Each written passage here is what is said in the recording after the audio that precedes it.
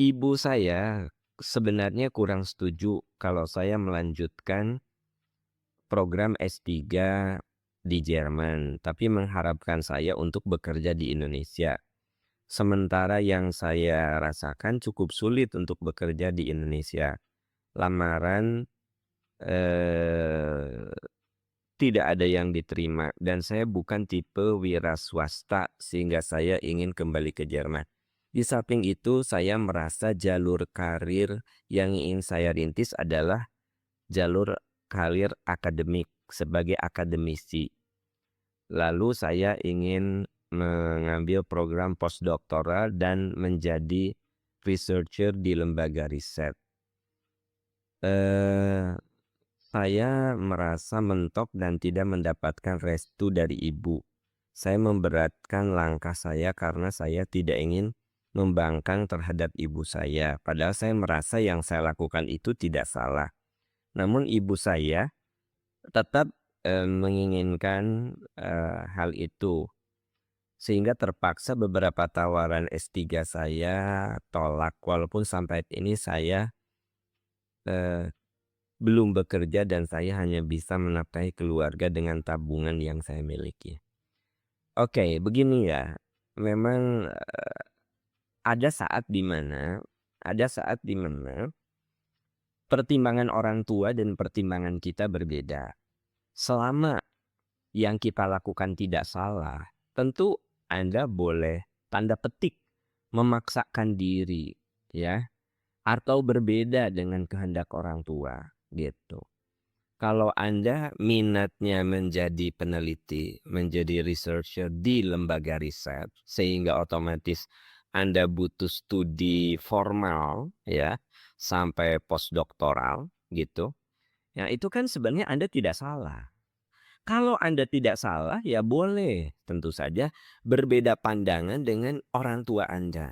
Boleh berbeda pandangan. Kan di dalam Al-Quran yang harus kita taati itu adalah sesuatu yang benar.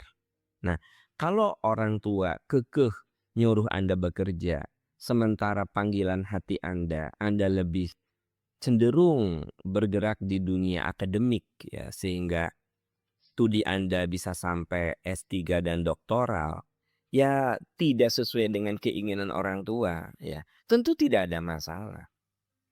Tidak ada masalah.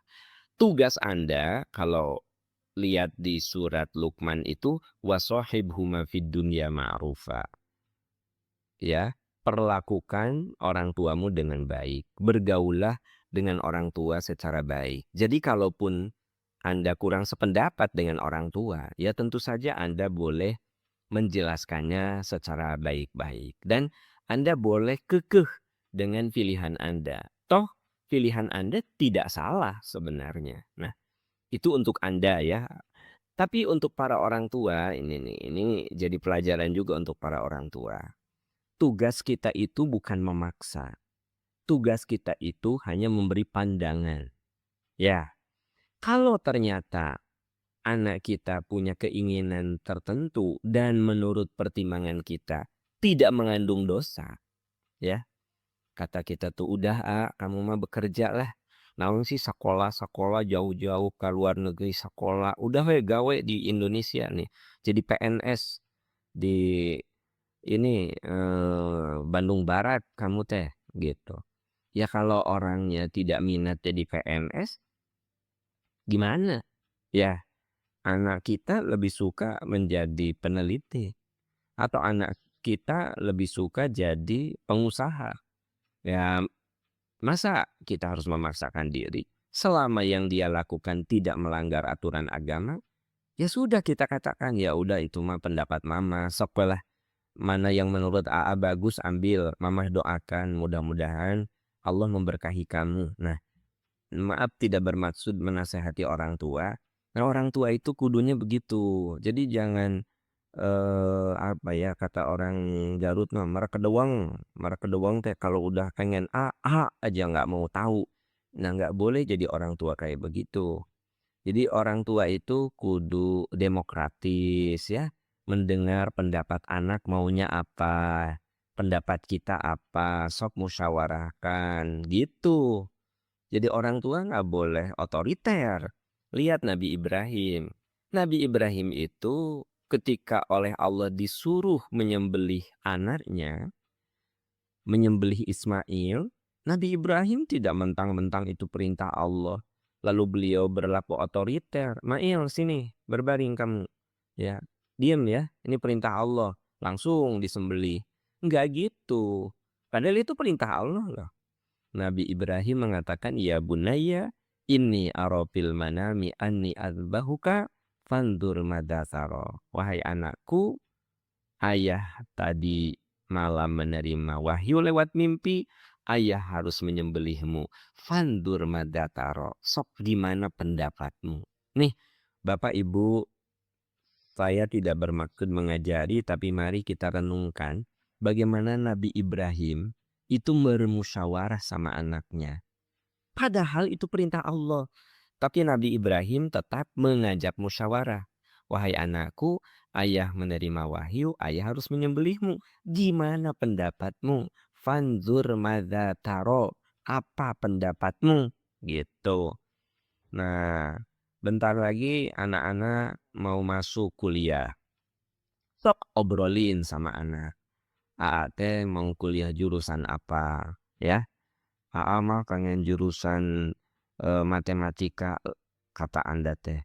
Ya kalau mama sih, kalau kamu kuat, kalau kamu mampu coba ambil di kedokteran misalnya. Ya boleh seorang ibu, ayah mengusulkan jurusan. Tapi kata anak teh, "Mah aku mah nggak minat lah di situ." Nah, kan kita nggak bisa memaksakan anak kudu jadi dokter padahal minat dia tidak di situ, gitu. Nah, jadi sebenarnya orang tua itu hanya boleh menunjukkan harapan, menunjukkan cita-cita, menunjukkan iktikad baik. Kalau ternyata anak kita nggak seret, ya lalu anak kita ngambil bidang lain yang sesuai dengan jiwanya, terus mau diapain lagi? Toh yang akan menjalani mereka bukan kita. Yang akan menjalani itu mereka bukan kita. Apalagi masalah perjodohan. Ya, yang akan menjalani itu bukan ibu bapaknya, yang akan menjalani itu anak. Tapi masih ada ibu bapak yang memaksakan diri tentang masalah perjodohan. Begitu. Ini contoh bahwa jadi orang tua itu nggak boleh otoriter. Jadi orang tua itu kudu demokratis. Contoh bagaimana Nabi Ibrahim mengajak musyawarah kepada anaknya. Padahal itu perintah Allah. Ya, tetap oleh Nabi Ibrahim dimusyawarahkan. Gitu. Ya, oke.